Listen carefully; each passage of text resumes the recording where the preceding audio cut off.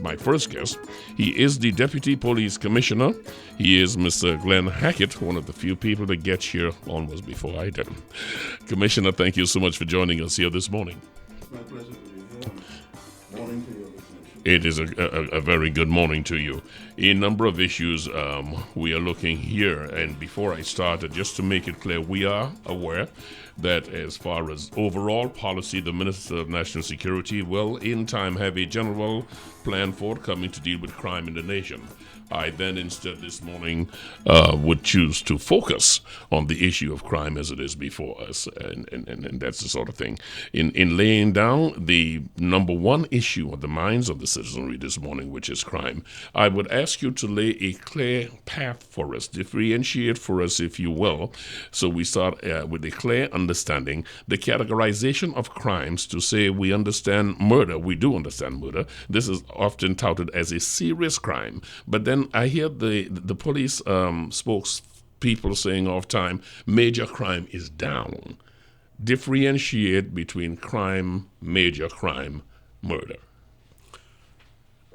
Major crime, as has been enunciated by some people, and serious crime in the Trinidad and Tobago Police Service is one and the same thing. Murder is a serious crime. It's a special category because it attracts the death penalty. Mm-hmm. However, it is also a serious crime. Serious crimes are essentially classified because of the punitive measures and it attracts. That is to say, serious crimes would attract a term of incarceration essentially over 5 years. Mm-hmm. And it would attract penalties probably from 10,000, 150,000 in that range. So those are the crimes like murder, shooting, woundings, robberies, sometimes even housebreaking and larcenies would would essentially be classified as serious crimes. Larcenies, on the other hand, can be hybrid in its originations because of the fact that some larcenies, because of the quantum that is stolen, would be classified as a serious crime, where in other instances it would be classified as a minor offense. And offenses like assault by beating and obscene language would be minor offenses. They would attract a penalty of 6 months incarceration or term or fines. Deputy Commissioner Glenn Hackett is with us. The reason I ask you to lay that out early is because the actual numbers sound good when you hear that major crimes are down, or, it paints one picture, but the prevailing frequency and impunity in which crimes are carried out create what has been called an environment of criminality. You get the feeling, as we know, perception is often reality. And if you are hearing on the one hand wonderful accounts that crime is down here except for murder, but generally we see crime being committed no longer in the shadows but now in broad daylight and almost with impunity, then it disconnects the wonderful numbers being touted with the reality of what folks are listening.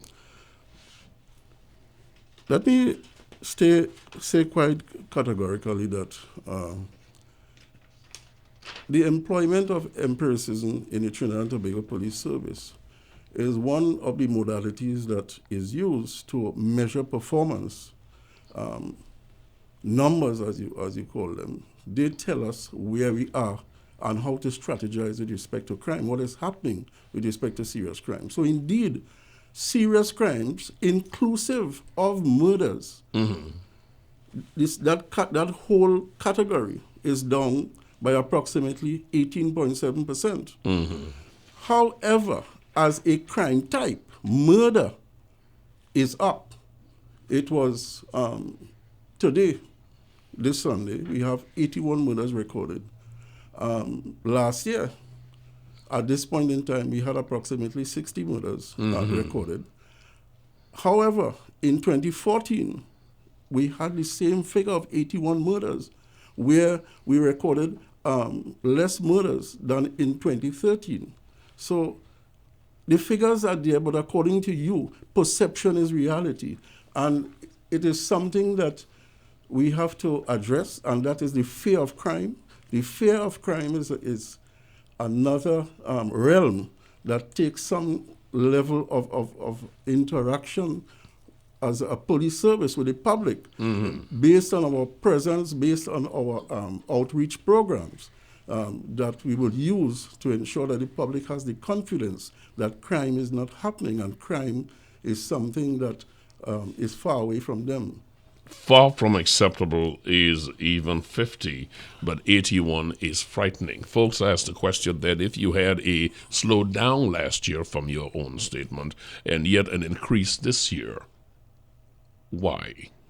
All right. Let me first say and qualify my statement that when we use the numbers, it is not to disaggregate the emotional trauma that is associated with crime. I just made a statement that our employment of empirical data is really a gauge to measure our performance.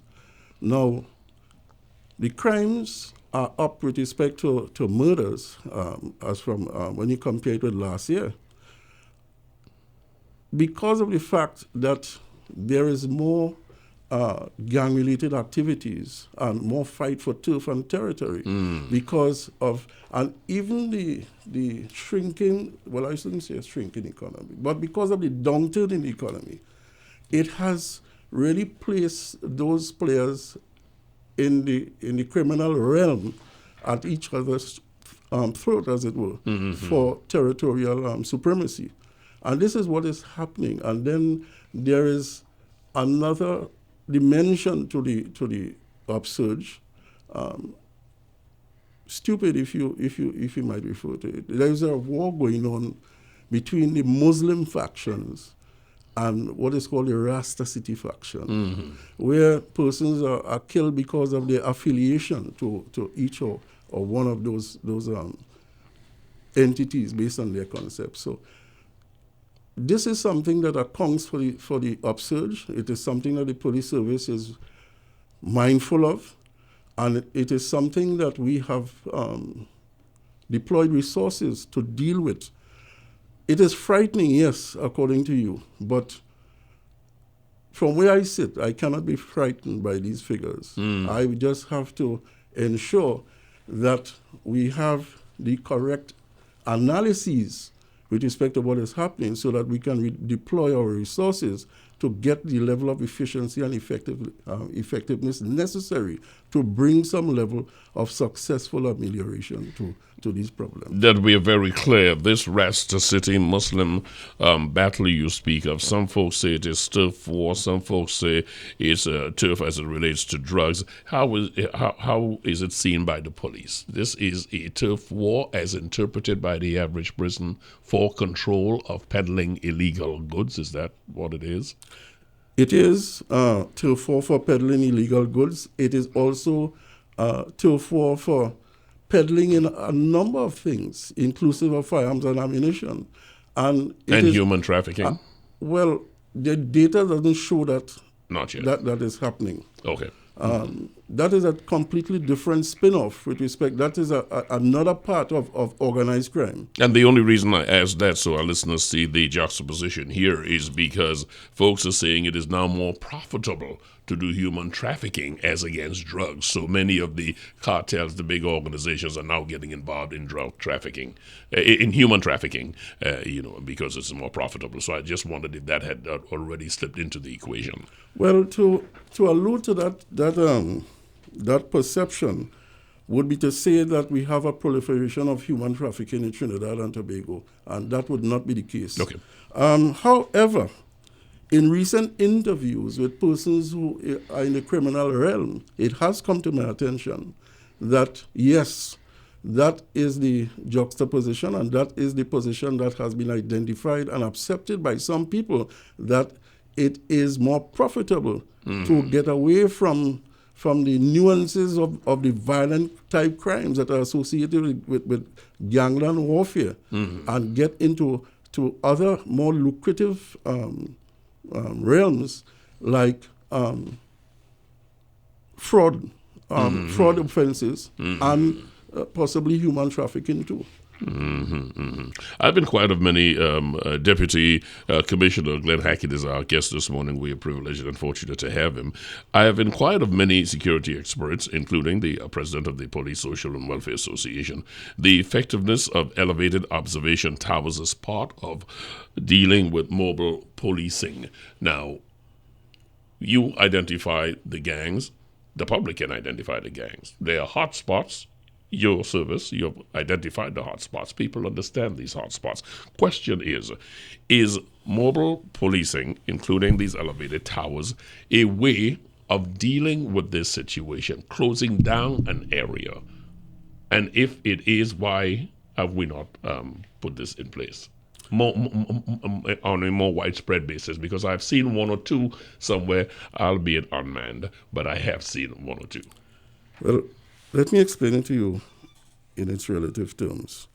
That observation tower that you are speaking about, it is more conducive to policing specific events. If you have an event, a large event taking place, I can see that as being useful. But to police a hotspot area where you have geographical challenges and so on, the more useful apparatus to use would be the CCTV cameras. I see. That would assist us on a more a broader basis with respect to our surveillance and observation. The towers that you speak of would give us a heightened, elevative look at what is happening, but it is more confined to a particular area. It is not as broad as the CCTV cameras.